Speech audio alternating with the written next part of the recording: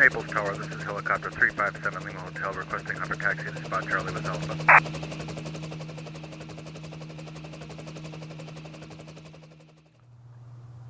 Hey guys, welcome back to the Skunk Works. We're going to jump right into this as we literally have no time to spare to get this all into a 10-minute video. What we're working on today is we're going to fix as much as we can the tail wag that you get when flying the SR, that really annoying tail wag that sounds like a carpenter bee. Anyway, that's what we're going to be working on today. We're going to be able to eliminate most of it. I'd say 50 to 75% of it. Okay, so anyway, let's jump right into it so we don't waste any time. First of all, you're going to need an alcohol pad wipe. If you have to go down to your local hobby shop, you need to get a piece of foam about 2 to 3 millimeters thick. This is gyro mounting tape or foam. You also want to have a thinner piece like this, a little bit thinner, harder material. If you don't have the thinner, harder material, you can probably just use some standard double-sided tape like this. Also handy to have a pair of scissors like so. Alright, so this is kind of a two-parter here of what we're going to be doing. First things first, I've already done this. Get our zoom in here on our gyro real well. You can see exactly what's going on. Alright, what you want to do is you want to take your gyro off. You're going to have to peel it off that double-sided tape that's on here. And take your alcohol pad, tear it open.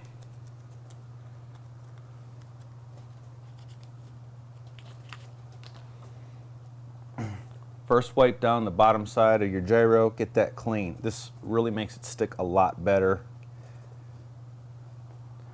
All right. Now we go to on the actual frame. Wipe that down really good. Make sure you get rid of any of the excess the tape material. Make sure it's nice and clean. You want to let this all dry for a few minutes, 5 minutes, 10 minutes, whatever, just to make sure that it's good and dry. Okay, now that that's good and dry, we're going to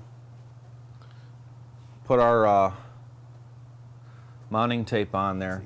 This lower piece blocks the thicker piece blocks the lower to mid frequencies that you might get from like your main drive gear here and so forth, and you can block the higher frequencies from, say, your main motor up there. We really want to isolate this. The whole idea of this is we want to isolate the gyro from the helicopter as much as possible. Okay, when you stick this on there, push it down with some pressure, hold it for about 10 seconds. So it makes a really good bond.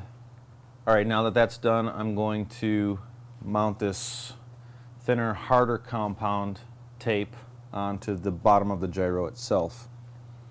Well, that's what happens when you don't pay attention. I just made a slight error there, guys. I'd actually foolishly mounted the tape on the gyro on the top side. So I just real quick put it back on the bottom. It's not going to work too good on the top, is it? Okay, so now that we've got the backings peeled off, we're going to carefully place this. Just line it up as good as you can. I don't even have the wires off my gyro or anything. Make sure it gets in camera view here. Mount that up. Make sure it's not touching the back of that servo back there of your aileron servo, I believe it is. We're just going to push this on there. Now we're going to give this some pressure. Okay, the next part of this is, if you haven't done this already, and there are other videos on YouTube about this, I'm just going to give a really brief explanation. If you haven't done this already, you're going to find on your back of your SR there's a small yellow wire that's coming from your gyro. It's a plug. It'll be hanging out of this zip tie right here, probably sticking up. There's one yellow wire in it. Where you want to plug that into is on the back of your receiver here. You can just see these plugs. I'm going to try and really get in good here. This here is the plug on your right. You can pull this out to make it easier. Pull this right plug out, plug this gyro into the second connector with the yellow wire up on the top, plug that in, and then plug this back in. What that's going to do when you plug in that gyro wire to your receiver is you're going to be able to control your gyro gain by using channel 5 on your transmitter. This is channel 5 right here. Okay, this is how it works. Your channel 5 knob at the 12 o'clock position, that would be no gain at all coming from your gyro. Anything that's to the left or counterclockwise from that position is your rate mode. Right? That's a gyro operating in rate mode. We don't have time to get into explanations right now.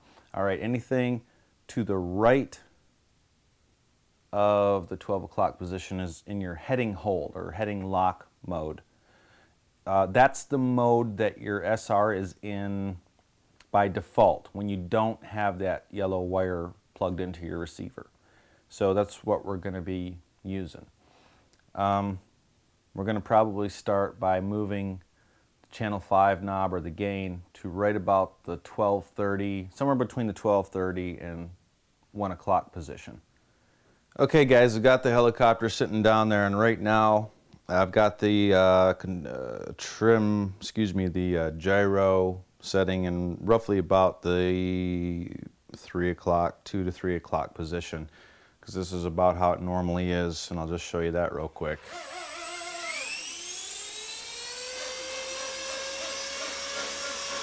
This is about how it normally does, guys. See that incessant buzzing and whatever you got there?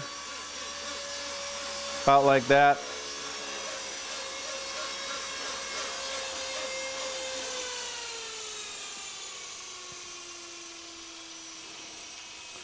Okay, what I've done now is I've just landed it and I've turned it down to about the 12:30 position.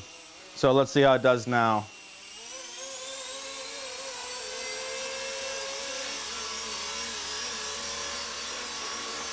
Okay, you can see it still gets a little bit of buzzing in there, but not quite as much.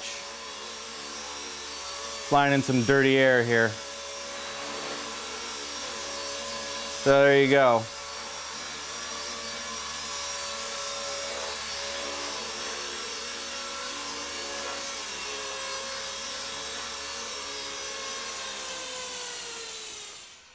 Now you guys remember how I was telling you about that rate mode versus heading hold setting?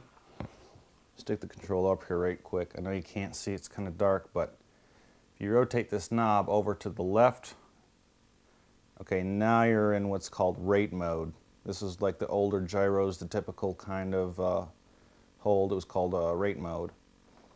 And I'm going to set that at about the 11 o'clock position there. And let's just kind of see what the difference is.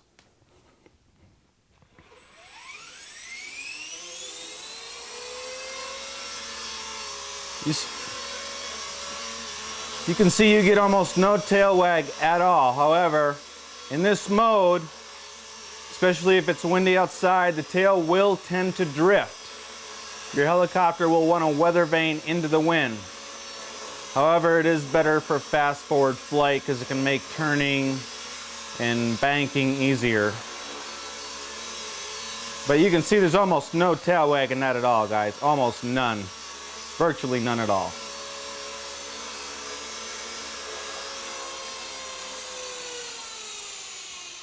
So there you go, guys. In the heading hold mode, it's, I would say, about 50% better if I had to put a percentage on it. If you go over counterclockwise or left at the 12 o'clock position, you've got virtually no tail wag at all. Only disadvantage is if you're flying in wind, your tail will want to eventually weather vane with the wind and point your heli into the wind. So for newer pilots, you might have to be on top of that a little bit more. So there you have it, guys. We've not totally fixed the problem, but we've remedied it to a pretty good degree, I think. So once again, thanks for tuning in to the Skunk Works. This is Rob, and until our next video, happy flying and take care.